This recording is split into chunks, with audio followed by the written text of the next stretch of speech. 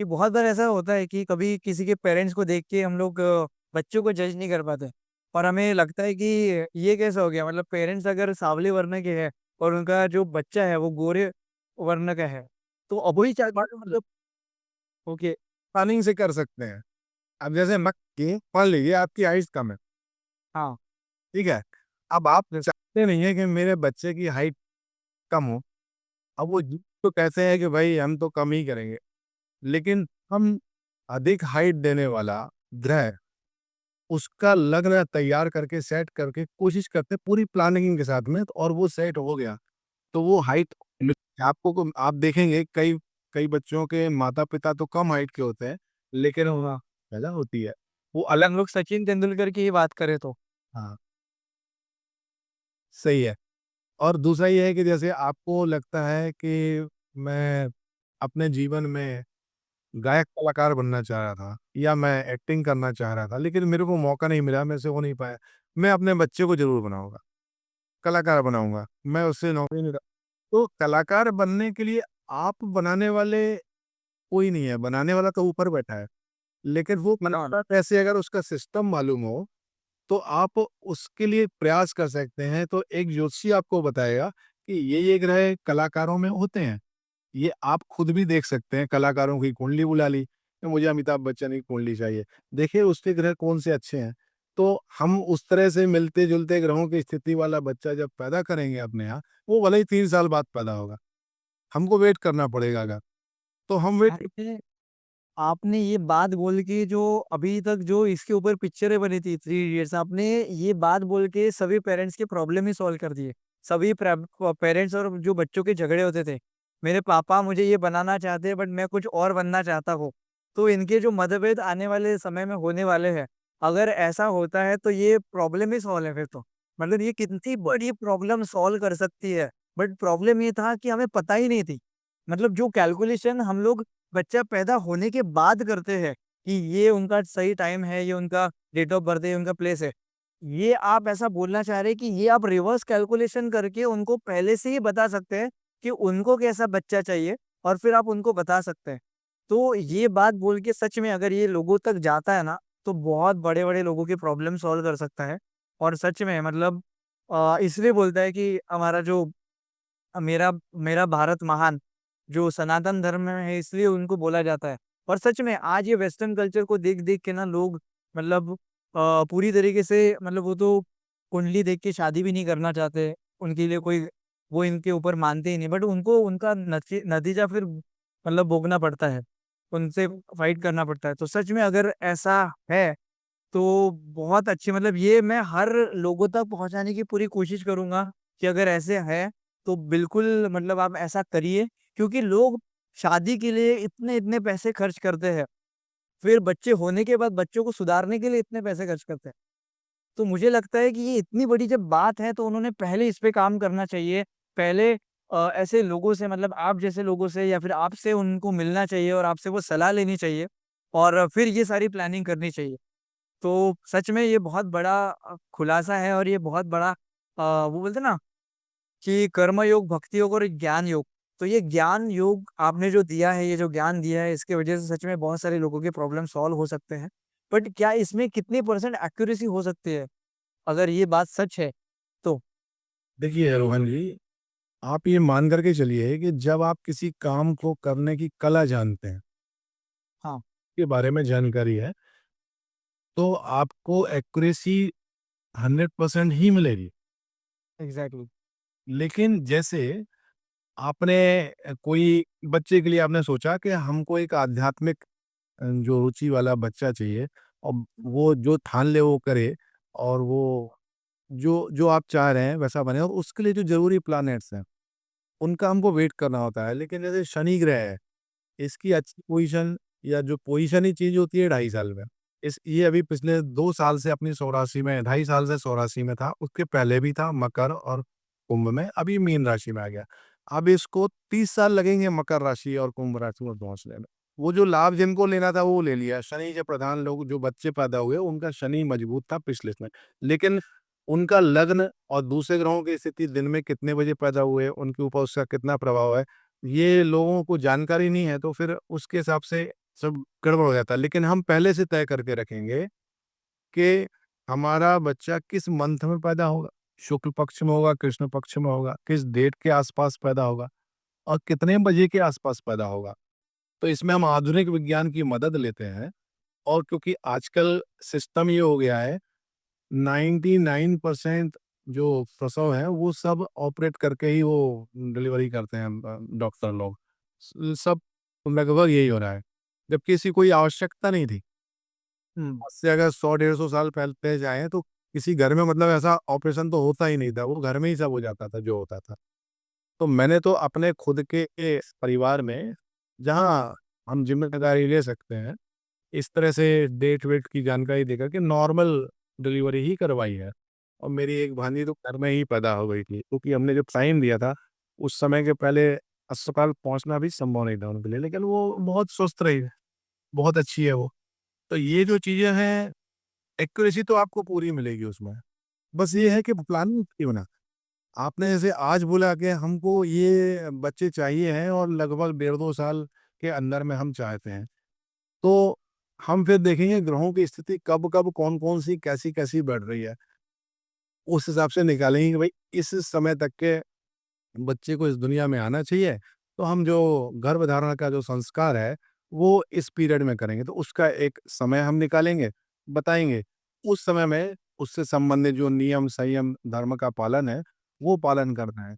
इसके बाद जो आपने अभी पूछा ना कि बच्चे हमको जो चाहिए, जिस क्वालिटी के चाहिए, जैसे सचिन तेंदुलकर का आपने सोचा कि यार ये क्रिकेटर, मेरा बच्चा भी काश कोई स्पोर्ट्समैन होता, स्पोर्ट्स में बहुत अच्छा होता। अब हम उस हिसाब से ग्रहों को देखते हैं, कोई स्पोर्ट्स में जाने के लिए कैसा होगा। और आप ये ज़रूर चाहेंगे कि सचिन तेंदुलकर जैसा स्पोर्ट्समैन बने, लेकिन आप ये नहीं चाहेंगे कि एजुकेशन भी उसकी उसी की तरह की। आप सोचेंगे वो एजुकेशन में तो बहुत अच्छा हो। तो हम सब कुछ अच्छा चाहेंगे। तो जब सब कुछ अच्छा चाहते तो एक अनुष्ठान करना होता है। जैसे आपने देखा कि राजा दशरथ ने अनुष्ठान किया, तब उनको तेजस्वी पुत्रों की प्राप्ति हुई, है ना?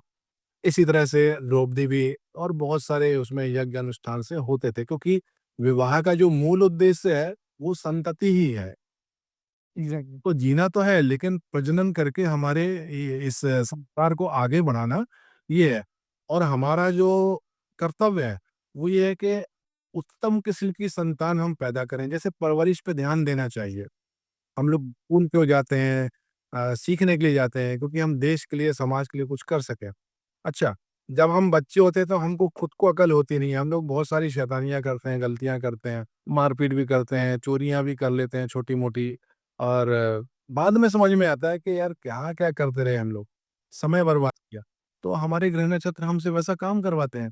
तो अभी क्या हो रहा है कि जैसे आपने, जैसा मेरा मानना है, मैं अपने विचार से एक बात चीज़ बता रहा हूँ कि जो युग का परिवर्तन होता है कि ये कलयुग जाएगा जी, अब सतयुग आएगा। अच्छा, तो कोई प्रलय नहीं आती है कि हमने जो अभी पुराणों में पढ़ लिया या किसी फ़िल्म देख लिया कि वो पूरी धरती डूब गई और फिर नया कोई इंसान पैदा हुआ, फिर वो उन्नति किया। हाँ, ये जो चल रहा है ना, ये परिवर्तन का दौर है।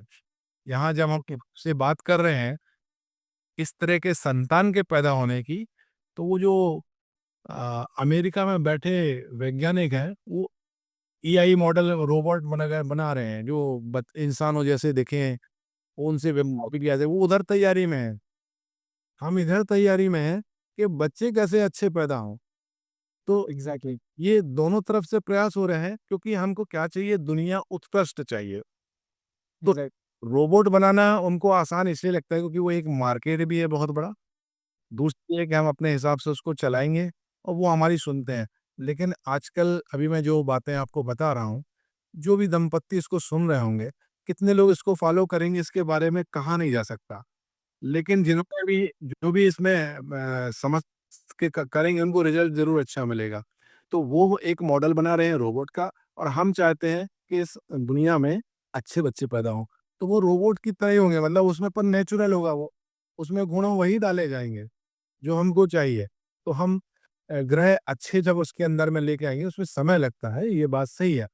लेकिन एक रोबोट के अंदर वो जो कुछ भी सॉफ्टवेयर वगैरह जो भी डालते हैं कि ये कर सकता है, ये कर सकता है, ये कर सकता है। तो बच्चे को अगर मैथ में अच्छा मजबूत होना चाहिए, उसका मंगल तेज होना चाहिए, उसकी बुद्धि तेज होना चाहिए, तो वो गणित है, कंप्यूटर है, कैलकुलेशन है, इसमें अच्छा निकलेगा। तो ये हमने सॉफ्टवेयर डालने की तैयारी कर दी ना, ग्रह मजबूत कर दिया तो। तो हमारा जो नेचुरल जो बच्चा होगा, वो इस तरह के गुणों से लैस होकर के दुनिया में आएगा। अब जब ये दुनिया में आएगा, तो उसके जो डिसीज़न होंगे, वो और अच्छे होंगे।